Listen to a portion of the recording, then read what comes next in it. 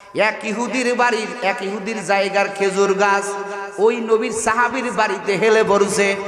এখন ওই গাছ থেকে খেজুর পড়ে, আর এই গরিব সাহাবীর সন্তানেরা যাইয়া এই খেজুরটা কুড়াইয়া খায়। যখন কুড়াইয়া মুখে দেয়, ওই ইহুদি আইসা ওই গরিব সাহাবীদের সন্তানদের মুখে থেকে ওই খেজুরটা কেড়ে নেয়। কেমন দুঃখজনক ব্যাপার। এবার সাহাবী আইসা মায়ান নবীর কাছে কান্না করতেছে, রে নবী, আমি বড় গরিব, চোখের সামনে যখন তাকাইয়া দেখি আমার সন্তানের মুখের থেকে ওই ইহুদি খেজুরটা মুখের থেকে বাহির করে নেওয়া যায়, ও নবী আমার, আমি সহ্য করতে পারি না। ও পয়গম্বর, এই খেজুর গাছটাকে একটু ব্যবস্থা করে দেওয়া যায় না? একটু জোরে কান আল্লাহু আকবার। নবীর মনটা ব্যথিত হয়ে গেল। আরে এই খেজুরের মালিকরে ডাক দিছে, ও আল্লাহর বান্দা, তোমার একটা খেজুর গাছ এই আমার সাহাবীর বাড়িতে হেলে পড়ছে, তার সন্তানদের মুখের থেকে তুমি খেজুরটা ছিনায় নিয়ে যাও। ও আল্লাহর বান্দা, আমি নবী তোমাকে ওয়াদা দিলাম। কি দিলাম? কথাগান কি দিলাম? ওয়াদা দিলাম। মাত্র একটা খেজুর গাছ, তো এই একটা খেজুর গাছ আমার এই সাহাবীকে দিয়া দাও। আমি নবী তোমাকে ওয়াদা দিয়া দিলাম, হাসরের ময়দানে আমি আল্লাহর থেকে জান্নাতের ভিতরে তোমার একটা খেজুর গাছের ব্যবস্থা করে দিব। নবীর মুখের কথা। এখন মুহাদ্দিসিনে কেরাম লেখে যে লোকটা ইহুদি ছাড়া তো এত বড় প্রস্তাবে নারাজি হয়ে পারে না। এই লোকটা অবশ্যই ইহুদি ছিল, অথবা কেউ কেউ বলেন মুনাফিক ছিল। ওই লোক ডাক দিয়া কয়, নবী, আমার জান্নাতের খেজুর গাছ দরকার না, আমার দুনিয়ার খেজুর গাছ যথেষ্ট। নাউজুবিল্লাহ। নবী কঠিন কষ্ট পায়। এবার ইহুদি হাইটা হাইটা চলে যায়। নবীর দরবারে একটা সাহাবী বসা ছিলেন, যার নাম আসছে রে বাবা আবু দাহদাহ রাদিয়াল্লাহু তাআলা আনহু। বিশাল ধনী লোক ছিলেন, অনেক খেজুরের বাগানের মালিক ছিলেন। নবীর মনটা ব্যথিত দেইখা সাহাবায়ে কেরাম তো সহ্য করতে পারতেন না। নবীর দরবার থেকে আবু দাহদাহ রাদিয়াল্লাহু তাআলা আনহু ওই লোকটার পিছনে নিলেন। খানিক দূর আগায় যায় কয়, ও ইহুদি দাঁড়া, আমার মায়ার নবী একটা খেজুর গাছ চাইছে, তুই খেজুর গাছ দিস নাই, আমি তোর কাছে ওই খেজুর গাছ চাই। তুই কি চাই বল? আমার একটা বাগান আছে, যেই বাগানে খেজুর গাছের সংখ্যা 700। কয়শো? ধরে কোন কয়শো? 700 খেজুর গাছের সংখ্যা। আরবের ভিতরে সবচাইতে দাম খেজুরের বাগান। ওই ইহুদি আরেকটা রাতে পাওয়া যায় 1000 বাগান, 1000 খেজুর গাছের একটা বাগান। এবার আবু দাহদাহ রাদিয়াল্লাহু তাআলা আনহু ডাক দেয়া কয়, এরে ইহুদি, ওই একটা খেজুর গাছ তুই যদি আমার দেও, আমার যে 700 খেজুরের একটা বাগান আছে, এই বাগানটা আমি ওই একটা খেজুর গাছের মোকাবেলায় আমি এই 700 খেজুরের বাগানের মালিক তোরে বানাইয়া দিব। ইহুদি কয়, আবু দাহদা, তোমার মাথা ঠিক আছে? কয়, কিসের মাথা? কয়, তুমি একটা খেজুর গাছের জন্য তোমার 700 খেজুর গাছের বাগান আমারে দিয়া দিবা? বলে, আমার মাথা ঠিক আছে, তুই দিবি কিনা তাই কয়। আল্লাহু আকবার। কয়, আমার মাথা ঠিক আছে, তুই দিবি কিনা তাই কয়। কয়, তুমি কথা ঘুরাইবা না তো? কয়, কথা ঘুরাবো না, তুই ঘুরাবে কিনা তাই কয়। আমি 700 খেজুরের দলিল নিয়ে এখনই হাজির হচ্ছি। ওই সাহাবী আবু দাহদাহ রাদিয়াল্লাহু তাআলা আনহু সঙ্গে সঙ্গে 700 খেজুর গাছের বাগানটা ইহুদিরে দিয়া দিল। ইহুদি দিল কয়টা? জোরে কোন কয়টা? একটা দিল। ও নবীর উম্মত, আবু দাহদাহ রাদিয়াল্লাহু তাআলা আনহু আর একটু দেরি করে নাই, সঙ্গে সঙ্গে মায়ার নবীর দরবারে হাজির হয়ে গেছে। আয়েশা কয়, নবী আমার, ও নবী পয়গম্বর, যেই খেজুর গাছের জন্য আপনার দিল কাঁদছে আমি দেখছি রে নবী, আপনার চোখে আমি পানি দেখছি। ও নবী আমার, আপনার ওই গরিব সাহাবীকে ডাক দেন, আজকের থেকে ওই খেজুর গাছের মালিক আপনার ওই গরিব সাহাবী। আমি মাত্র ইহুদির থেকে গাছ ক্রয় করে নিয়ে আসছি, আপনি ওরে ডাক দিয়া খেজুর গাছ বুঝে দেন। সুবহানাল্লাহ। আমার নবী কয়, ও আমার সাহাবীরে আবু দাহদা, এই খেজুর গাছ তো ইহুদির দেওয়ার কথা না, বল বল কোন চুক্তিতে তুই খেজুর গাছ নিলি? বলেন না একটু আল্লাহু আকবার। কোন চুক্তিতে খেজুর গাছ নিলি? ইহুদি তো দেওয়ার কথা না। আবু দাহদা কইতে চায় না, কারণ এত খেজুর গাছ দিছে। আমার মায়ার নবী কয়, আবু দাহদা বল। কয় নবী এইটা শুনে আপনি কি করবেন? কয় না, একটু বল। আমি একটা জিনিস দেখতেছি, তোর আর আমার আল্লাহর মাঝে একটা পাল্টা পাল্টি চলতেছে। আল্লাহু আকবার কর। আমার মায়ার নবী কয়, আবু দাহদা বল। কারণ আমার আল্লাহ এইমাত্র জিব্রাইল পাঠাইয়া তোর পক্ষে একটা সুসংবাদ পাঠাই দিছে। বলেন না আল্লাহু আকবার। আবু দাহদা কয়, নবী আমার 700 খেজুর গাছের একটা বাগান। ও নবী আমার, আমি ওই বাগানটা ওই ইহুদির দিয়ে দিছি, বিনিময়ে আমি একটা খেজুর গাছ দিছি, কারণ আপনার দিলে কষ্ট লাগছে, আর আমার গরিব ভাই একটা খেজুর সন্তানকে খাওয়াইতে পারে না। ও নবী আমার, আমার 700 খেজুরের বাগান আমি দিয়া দিছি।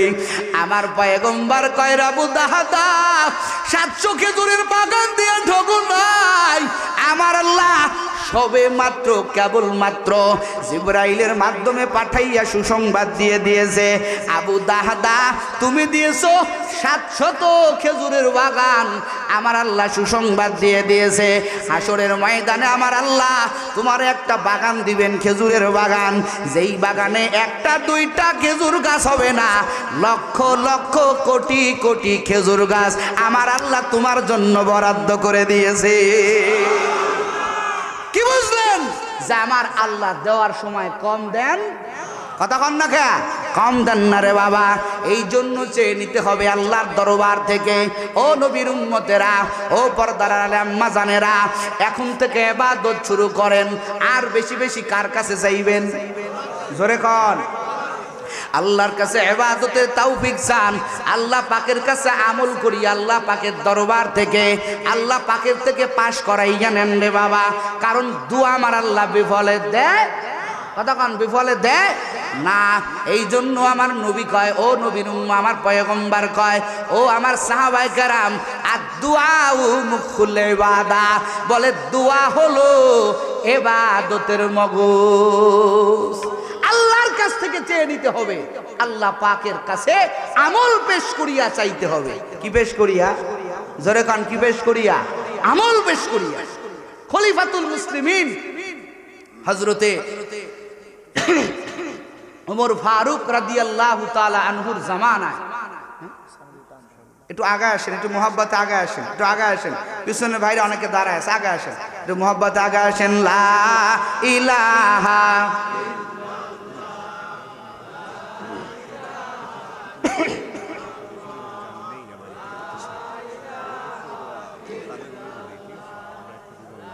ঠিক আছে ঠিক আছে, লাস্ট লাস্ট মনে রাখবেন। লা ইলাহা, জোরে লা ইলাহা, লা ইলাহা ইল্লাল্লাহু মুহাম্মাদুর রাসূলুল্লাহ। খলিফাতুল মুসলিমিন হযরতে ওমর ফারুক রাদিয়াল্লাহু তাআলা আনহু একটা বাবার কোলে দেখলেন সন্তান এত আদর করতেছে। এখন খলিফাতুল মুসলিমিন ডাক দিয়া কয়, সন্তান, ও আমার বন্ধু, এই সন্তানটাকে এত আদর করো কেন? এবার লোকটা ডাক দিয়া কয়, খলিফাতুল মুসলিমিন, এই সন্তানটা আমার বড় আদরের সন্তান, বড় মোহাব্বতের সন্তান। মানুষ সন্তান পায় জমিন থেকে, আর আমি এই সন্তানটা পাইছি মাটির তল থেকে। কোথার থেকে? জোরে কর, মাটির তল থেকে। খলিফাতুল মুসলিমিন অবাক হয়ে গেছে, ব্যাপার কি? মাটির তলের সন্তান মানে? এদিকে আয়, খুলে কয় ঘটনা। এবার আল্লাহর বান্দা কয়, হুজুর, আমি ওরে কেন এত মোহাব্বত করি, একটু ঘটনা মনোযোগ দিয়া শুনেন। আমার একটা স্ত্রী ছিল, এত আল্লাহ ভক্ত, এত আবেদা বান্দা, এত আবেদা বান্দি। আমার স্ত্রীর গর্ভে সন্তান আসলো, আমি আমার স্ত্রীর খেদমত করি। আমার স্ত্রী 5 বেলার নামাজ পড়ে, 1 বেলার নামাজও ছাড়ে না। হঠাৎ করে আমার কানে ডাক এসে গেল, যুদ্ধের ময়দানে যাইতে হবে। কোথায়? যুদ্ধের ময়দানে। এদিকে আমার স্ত্রী গর্ভবতী, অল্প কিছুদিন পরেই আমার স্ত্রীর গর্ভের সন্তান আসবে। এবার আমি আমার স্ত্রীরে বললাম, ও স্ত্রী, যুদ্ধের ময়দানে যেতে হবে দিন জিন্দা করার জন্য। এদিকে তুমি অসুস্থ, তোমারে একলা ফেলাই আমি কেমনে যাব? স্ত্রী কত সুন্দর! ও পর্দার আড়ালে আমার আম্মা জানেরা, ও যুবক, আজকে চেহারা ভালো পাইলেই তুমি পাগল হয়ে যাও। আজকে অধিকাংশ ফ্যামিলির ভিতরে শান্তি নাই রে বাবা। চেহারা দেখা পাগল হইছো, চেহারা দেখিয়া মেয়ে ঘরে আনিও না, চেহারা দেখিয়া স্ত্রী ঘরে আনিও না। একটা গুণের মানুষ আনো, দেখবা মদিনাওয়ালার সাথে যার সম্পর্ক, কোরআনের সাথে যার সম্পর্ক, ওই রকম একটা মেয়ে তুমি ঘরে আনো, কেমন যেন একটা জান্নাত তুমি করাই করলা। কথা কন ঠিক না বেঠি? জান্নাতের মালিক হয়ে গেলা। দাম্পত্য জীবনে যারা সুখী না, এদের মতো কষ্ট আর কিছু আছে? কথা কয় না কে? টের পাইতেছেন অনেকেই মনে মনে, কি যন্ত্রণায় আছেন। কথা কয় না কে? কি যন্ত্রণায় আছেন। এজন্য নবী আমার বলেন, বিবাহের ক্ষেত্রে কয়েকটা জিনিস জরুরি বরাবর। তার ভিতরে প্রধানটা হলো ফাসফির ফি জাতিদ দ্বীন, বলে দিনটাকে প্রাধান্য দাও। কিটাকে? কথা হয় না কে? একটা মেয়েকে যখন বিবাহ করবা, সেই মেয়েটা কোরআন হাদিস সম্পর্কে কতটুকু জানে, কতটুকু আমল, এটা জেনে তারপর একটা মেয়েকে ঘরে আনো। যে মেয়ের ভিতরে দ্বীন রয়েছে, যে মেয়ের ভিতরে আল্লাহর মহাব্বত আছে, এই মেয়েটা ঘরে আসলে একটা বেনামাজি স্বামীও নামাজি হয়ে যায়। কথা কয় না? আবার ঘরের মেয়েটা যদি, ঘরের স্ত্রী যদি বেনামাজি হয়, উল্লু মার্কা হয়, পরিমুনির মতো যদি হয়, তাহলে একটা ভালো স্বামীও নামাজ ছাড়তে বাধ্য হয়। কথা কন ঠিক না বেঠে? বাস্তবতা এটা। আল্লাহর বান্দা কয়, হুজুর, খলিফাতুল মুসলিমিনের কাছে বলতেছে, হুজুর, আমি যুদ্ধে যাইব না। আমার স্ত্রী কয়, স্বামী, আপনি অবশ্যই দিনের কাজে যাবেন, আমি আমাকে হেফাজত করব। আপনি আমাকে আল্লাহর উপরে রেখে যান, আমার আল্লাহ পাক আমাকে হেফাজত করবে। বলেন না আল্লাহু আকবার। এবার লোকটা কাঁদতেছে আর বলতেছে, খলিফাতুল মুসলিমিন, আমার স্ত্রী অসুস্থ, আমারে বলতেছে আপনি অবশ্যই দিন জিন্দা করার জন্য যাবেন। আমার স্ত্রী সঙ্গে সঙ্গে 1 বদনা পানি এনে দিল। কিসের জন্য? আমার স্ত্রী আমারে বলতেছে, ও স্বামী আমার, 2 রাকাত নামাজ পড়ে আল্লাহর কাছে কান্না করেন, আমার জন্যও কান্না করেন, আমি যেন সুস্থ থাকতে পারি। কারণ একটা মহিলা গর্ভবতী অবস্থায় বড় অসহায় হয়ে যায়। দেখবেন যে মা, আমার বোন বাচ্চা পেটে আসে, বাচ্চা যখন ডেলিভারির টাইম হয়ে যায়, আমার মা, আমার বোন কান্নায় ভেঙে পড়ে। কত জায়গা দেখছি স্বামীরে জড়ায় ধরে কান্না করে আর বলে, স্বামী আমার, আমারে মাফ করিয়া দিয়ে। কারণ বাচ্চা ডেলিভারিতে কত আল্লাহর বান্দিরা কবরে চলে যায়, সন্তানের মুখটা পর্যন্ত দেখতে পারে না। মা একটা মরণ যন্ত্রণার মতো একটা কষ্ট উপভোগ করে। ওই আল্লাহর বান্দি কয়, স্বামী, আপনি দিন জিন্দা করার জন্য যাইবেন, আপনার ওজুর পানি আগাইয়া দিলাম। ও আল্লাহর বান্দারা, ও কলিজার টুকরা যুবক, এমন একটা স্ত্রী ঘরে আনিও, যেই স্ত্রী তোমার সাথে নামাজ আদায় করে, ফজরের বেলায় তোমারে ডাকিয়া দেয়, তোমার গরম পানিটা আগাইয়া দেয়, জায়নামাজটা আগাইয়া দেয়। আমার কথা আমি বলি রে বাবা, আমি যখন বয়ান করে বাড়ি যাই, আমি বয়ান করে যায় বাড়িতে যাওয়ার আগে দেখি 2 ঘন্টা 2.5 ঘন্টা এখনো ফজরের জামাতেরও বাকি। এখন যদি ঘুমায়া পড়ি আমি তো আর ফজরের নামাজ পাবো না। আমি কি করি, আমি দাই নামাজটা বিছাইয়া নামাজে কাটাইয়া দেই। আর আমার স্ত্রীও দেখি যখন দরজাটা খুলে দেয় আমি ঘরের ভিতরে ঢুকি, ঘরের ভিতরে ঢুকিয়া ফ্রেশ হই, বিরাজ করিয়া ওযু কালাম করিয়া আমি যাই নামাজে বসে যাই। আর আমার স্ত্রী আমার সাথে ওযু করে। সুবহানাল্লাহ। এটা কেমনে হইছে? এটা আমার দেখা দেখি হইছে, আমার প্রশিক্ষণে হইছে। আমি যখন যাই নামাজে দাঁড়াইয়া যাই, তাহাজ্জুদের মুসল্লায় দাঁড়ায়া যায়, আমার স্ত্রীও দাঁড়ায়া যায়। ও কলিজার টুকরা যুবক, তুমি এমন একটা ঘরে স্ত্রী আনো যে স্ত্রীর ভিতরে দিন আছে রে বাবা। ওরে যুবক, চেহারার পিছনে পড়িও না, চেহারা কখনো শান্তি দিতে পারে? কতক্ষণ পারে? পারে না। আমার মায়ার নবী এমনে এমনে খাদিজাতুল কুবরা রাদিয়াল্লাহু তাআলা আনহার বিবাহের প্রস্তাব দিতে দেরি আমার মায়ার নবী রাজি হতে দেরি হয় নাই। নবী জানে খাদিজা এমন একটা মহিলা যার ভিতরে আল্লাহ পাকের মহব্বত আছে, আর যাকে দিয়া দিনের কাজ নেওয়া যাবে। আমার মায়ার নবী ভরা 25 বছরের যৌবন বয়সে একটা বৃদ্ধা মহিলা, 40 বছরের একটা মহিলাকে আমার মায়ার নবী ঘরে আনছেন। জোরে কোন সুবহানাল্লাহ। কেমন গুণ পাইছেন মায়ার নবী? কোনদিন খাদিজা বেঁচে থাকাকালীন আমার মায়ার নবী অন্য কোন স্ত্রীকে ঘরে আনেন নাই। সুবহানাল্লাহ। ও যুবক, এজন্য আখিরাতের লাইনে দামি হতে হলে দুনিয়ার জীবনে দাম্পত্য জীবনটা একটা বড় ইম্পর্টেন্ট বিষয়। এজন্য ঘরের ভিতরে একটা নেককার বিবি দরকার আছে না নাই? জোরে কান আছে না নাই? আল্লাহর বান্দা কয়, হুজুর আমার স্ত্রী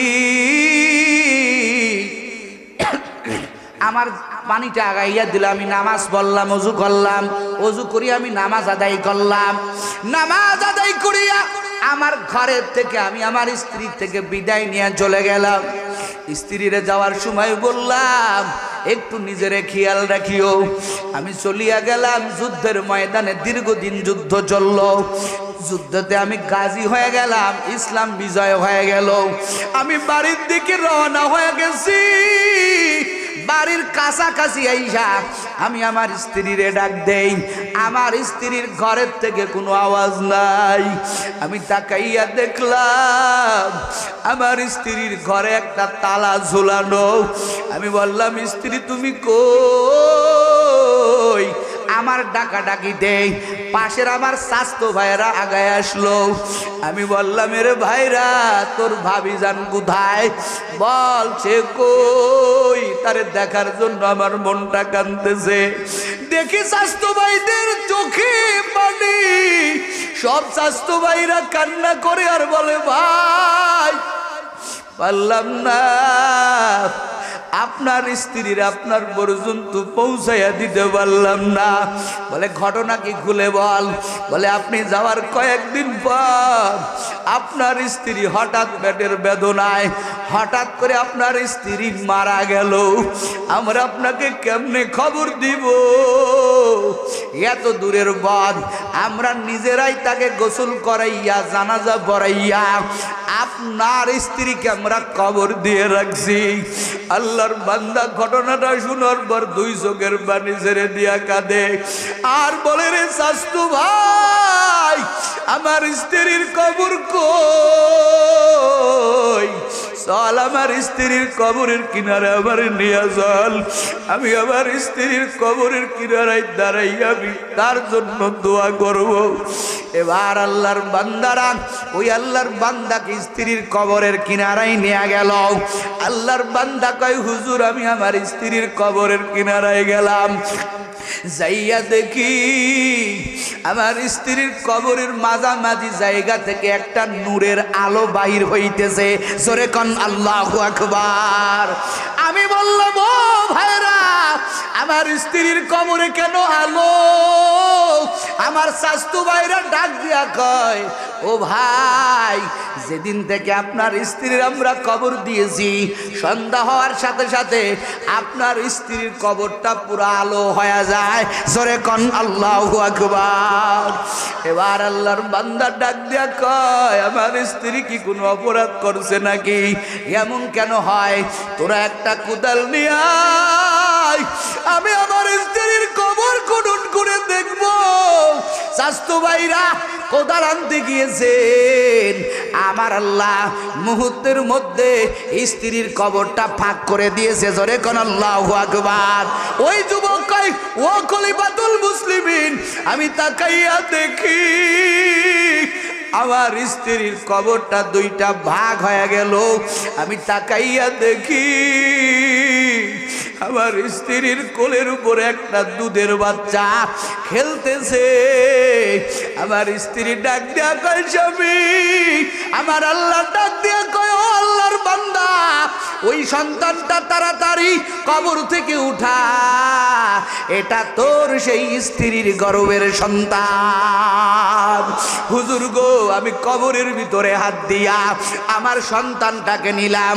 আমার আল্লাহ গাইবি আওয়াজ দিয়া কয়, রে বান্দা, তোর স্ত্রী তোর বদনা পানি মরিয়া ওযু করিয়া নামাজ পড়ার জন্য পানি আগাইয়া দিল।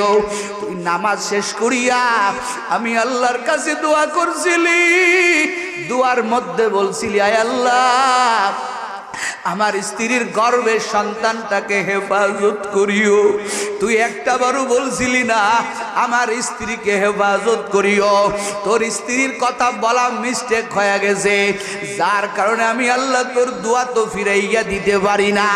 তোর স্ত্রীর মরণ হয়ে গেল, কিন্তু তুই আমি আল্লাহর কাছে দোয়া করছিলি, ও আল্লাহ, আমার স্ত্রীর গর্ভের সন্তানটাকে হেফাজত করিও। আমি আল্লাহ তোর স্ত্রীর গর্ভের সন্তান আমি আল্লাহ হেফাজত করে রাখছি। নে নে তোর কলিজার টুকরা সন্তানটারে উঠাইয়া নে। ওই লোক কাঁদতেছে আর বলতেছে, হুজুর, আমার আদরের সন্তান, ওর মা নাই, আমি ওর বাবা, এই জন্য আমি ওকে আমি এত আদর করি। ও আল্লাহর বান্দারা, কি বুঝলেন? দোয়া আল্লাহ কবুল করে কি করে না? জোরে খান, করে কি করে না? আল্লাহর দরবারে ইবাদত জমাইয়া আল্লাহর কাছে চান, আমার আল্লাহ না দিয়া পারবে না রে বান্দা। ও কলিজার টুকরা যুবক, ও পর্দার আড়ালের আম্মা জান, এই তো শাবান মাস চলে, আল্লাহর দরবারে বেশি বেশি কান্না করেন, বলেন, ও দয়ার মালিক, আমি বড় গুনাহগার, তুমি আমারে ক্ষমা করিয়া দাও।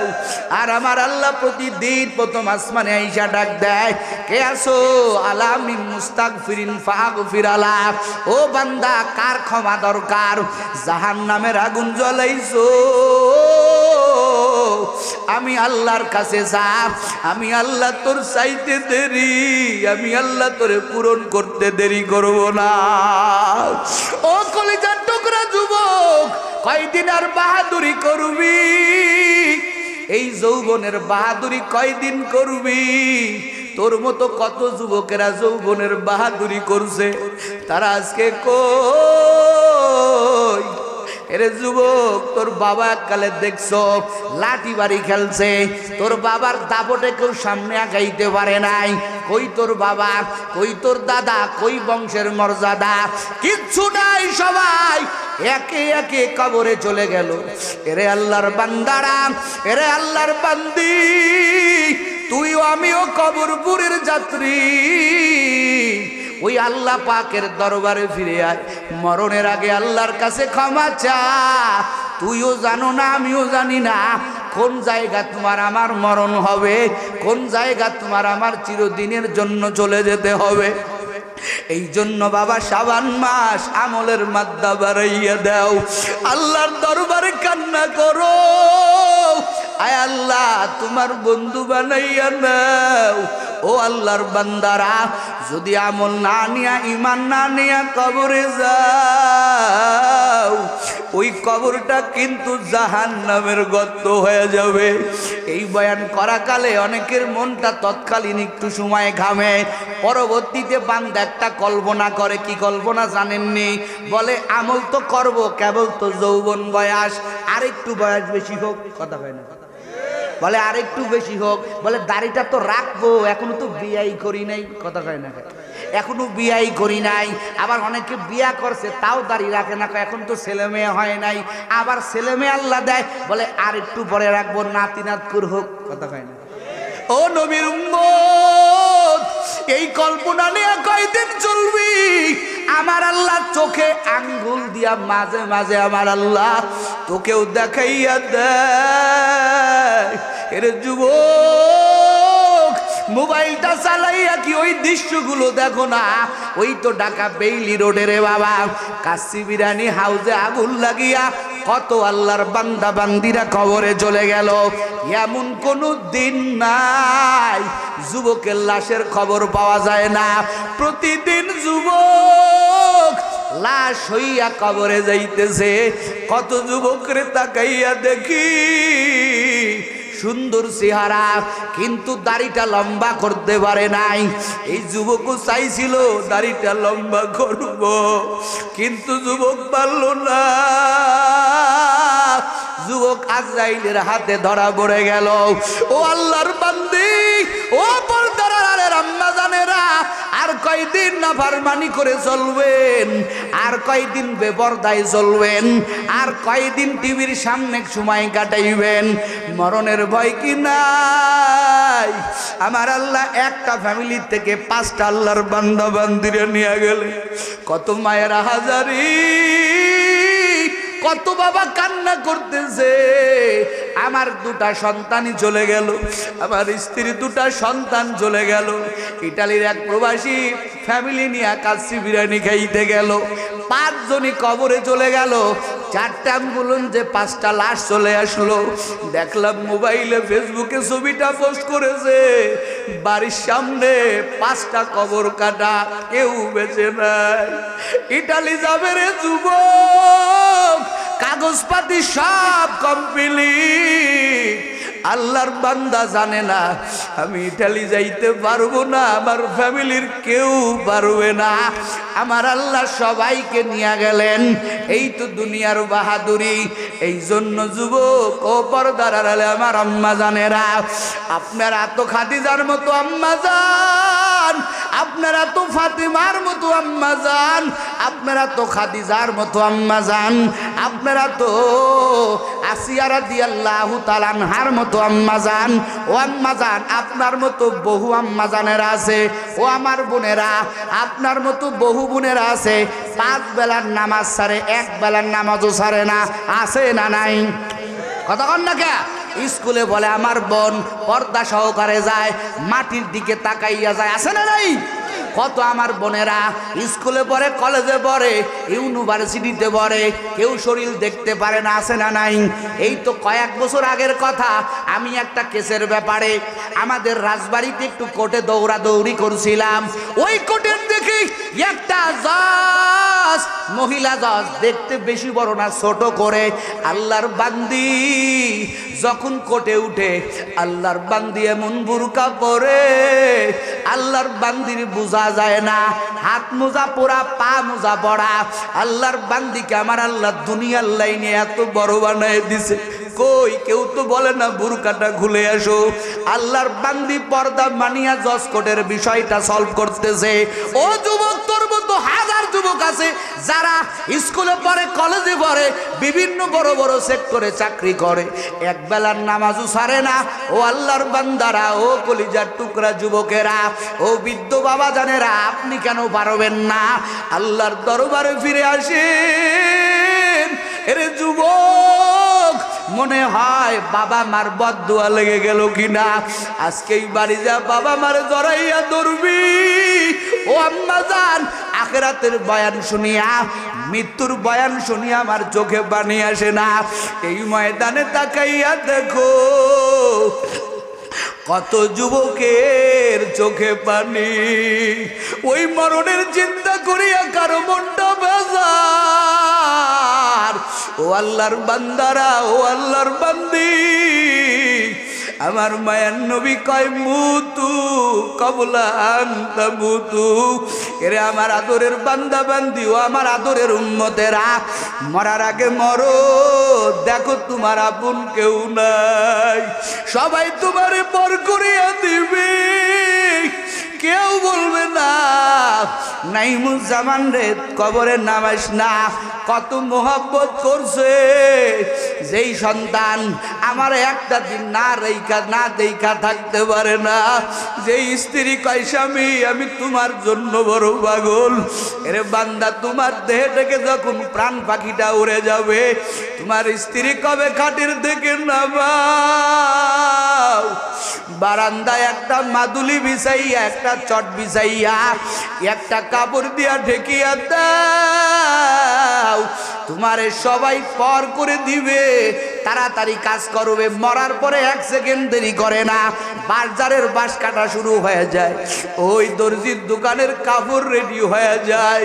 ও আল্লাহর বান্দারা, এই তো দুনিয়াদারি। আমার আল্লাহ কয় দুনিয়ার সবাই তোরে ধোঁকা দিবে। আমার আল্লাহ এই জন্য কয় ওয়ামাল হায়াতুদ দুনিয়া ইল্লা মাতাউল গুরুর।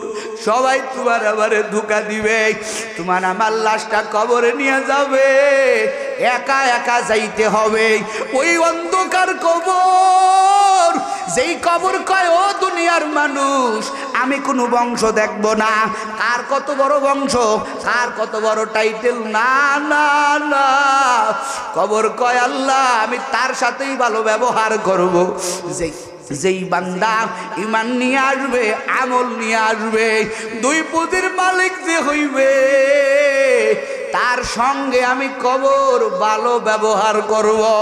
ও আল্লাহর বান্দারা নিজের বুঝাও, আমল নাই, এলেমও নাই, কোনো কিছুই নাই। আবার আমার আল্লাহ রহমতের দরজা দিয়া ডাক দেয়, বান্দা আমি আল্লাহর কাছে মাপসা, তুই মাপসাইতে দেরি, আমি আল্লাহ তোরে আমার কুদরতি কোলে নিতে দেরি করব না। ও যুবক, আজকের মাহফিল শেষ মাহফিল মনে করো, আমিও মনে করি, তুমিও মনে করো। ফজরের বেলায় মসজিদে নামতে এলান হবে, নাইমুজ্জামান বয়ান করে গেল, সে তো আর জমিনে নাই। তুমিও মনে করো সকালবেলা তোমার নামটা মসজিদে এলান হবে, তোমার বাড়িতে মসজিদের খাটটা ইসা ডাকবে, ও নাইমুজ্জামান, ও আব্দুর রহমান, আয় আয় আয় আয়, বাড়িঘর ফেলাই আমি পালকিতে উঠ, ওই পালকিতে উঠিয়া তোমার আমার চির বিদায় দিতে পারে। এই জন্য আজকের রাত্রে সুযোগ আসছে, তওবা করো, তওবাকারী আমার আল্লাহর বন্ধু, আর নামাজ কাজা দিবা না। যারা দাড়িতে খুল লাগাইছো রে বাবা, তওবা করো, আর দাড়িতে খুল লাগাইবা না, মোবাইলের গুনাহ করবা না। কারা কারা পারবা 2 হাত আল্লাহরে দেখাইয়া দাও।